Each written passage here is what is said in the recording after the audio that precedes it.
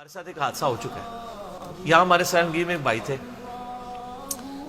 عثمان بھائی کے وہ کزن لگتے ہیں. ہاں, تو وہ بیچارے ریورٹ ہوئے نئے نئے, تو وہ اب دیوبندی, ان کے والد صاحب کٹر دیوبندی, دیوبندیوں کا بہت بڑا مدرسہ. تو انہوں نے سنت کے مطابق نماز شروع کی, تو وہ جناب ان کا طرح منڈا تے گمراہ ہو گیا. مفتیوں کو پہلی فکر پڑ جاتی ہے, آپ نماز نہ پڑھے تو کسی مفتی کو یہ فکر نہیں ہے کہ وہ اپنے کسی مقتدی کو کہے کہ تیرا بیٹا گمراہ ہو گیا. آپ نماز رفع الیدین سے پڑھ لیں تو وہ گمراہ ہے. یہ فرق دیکھا آپ نے؟ اچھا, تو ان دنوں, یہ بہت پرانی بات ہے, 7-8 سال پرانی بات ہے. ان دنوں میں پھر بھی کبھی کبھار رسک لے لیتا تھا علماء کی خدمت میں حاضری کا. اب دور دور سے اسلام کرتے ہیں. تو وہ یہ لوگ مجھے لے گئے. اب مجھے پتا تھا کہ ان کے ساتھ ڈیل کیسے کرنا ہے, کیونکہ آپ کو پتا ہی, مجھے یہ پتا ہے کہ یہ دنیا کے پروفیسر تو ہے نہیں کہ میں ان کو کوئی بات بتاؤں گا تو مان لیں گے. تو اس کے لیے آپ کو بڑے طریقے سے چلنا پڑتا ہے, پڑھے لکھے طریقے سے. اور پڑھے لکھے لوگوں کے ہی یہ قابو آتے ہیں. ان کو نہیں پتا تھا کہ میں انجینئر ہوں یا اس طرح دنیاوی طور پہ پڑھا لکھا بندہ ہوں. ان کا جی اس طرح ایک منڈا کنڈا ہی ہے. اچھا جی, وہ جب بیٹھے تو وہ انکل جی بیٹھ کے, ان کی داڑھی نہیں تھی, عام دیوبندی تھے جن کا وہ بیٹا تھا, بیٹے نے داڑھی رکھی ہوئی.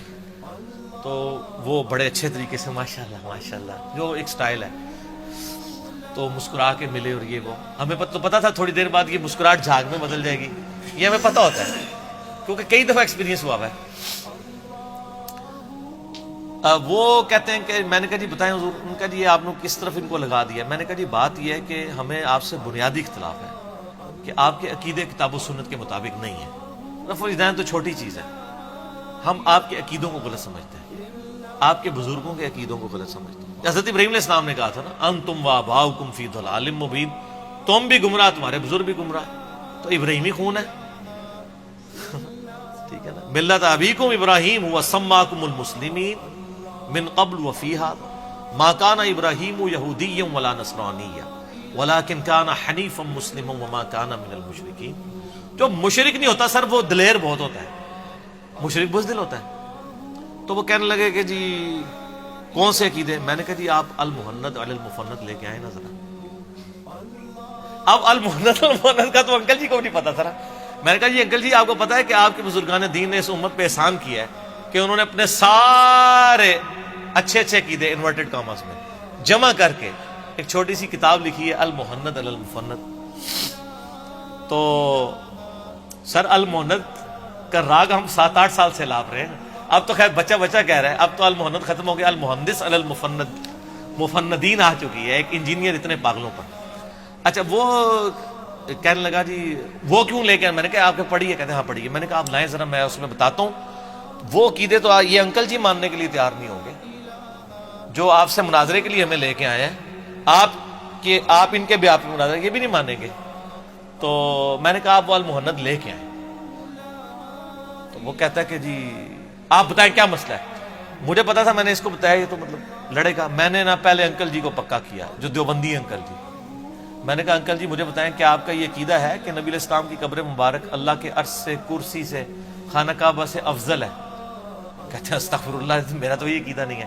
میں نے کہا جی یہ جو بزرگ ہے نا, ان کا اور ان کے بزرگوں کا یہی عقیدہ ہے. المحند میں لکھا ہے, ان کو کہیں کتاب لے کے آئے. میں نے انکل جی کو فرنٹ پہ کیا, بس یہ بات کرنی تھی. میرے بزرگوں کے خلاف بولتا ہے, میرے بزرگوں کا ایک ایک لفظ ٹھیک لکھا ہوا ہے. میں نے کہا انکل جی ان کے بزرگوں کا جو ایک ایک لفظ ٹھیک ہے, آپ اس سے ایگری کرتے ہیں؟ وہ کہتے ہیں نہیں یار میرا یہ عقیدہ نہیں ہے. میں نے کہا ہمارا ان سے یہ اختلاف تھا, اگر آپ کہتے ہیں ہم یہ والا عقیدہ رکھ لیں. کہتے ہیں نہیں یار یہ تو نہیں ٹھیک. میں نے کہا پھر اب کوئی, کہتے ہیں اب کوئی بحث کا فائدہ ہی نہیں. اٹھ کے چلے گئے. اس کے بعد انہوں نے اپنے بچے کو کچھ نہیں کہا, کام ختم ہو گیا. ٹھیک ہے, تو یہ ہونا تو یہ چاہیے تھا کہ وہ کہتے کہ میں اپنے بزرگوں کا دفاع کرتا ہوں, قرآن کی فلاں آیت میں یہ بات لکھی ہے, حدیث میں لکھی ہوئی ہے. ان کو بھی پتا تھا نہیں ہے. ٹھیک ہے نا جی.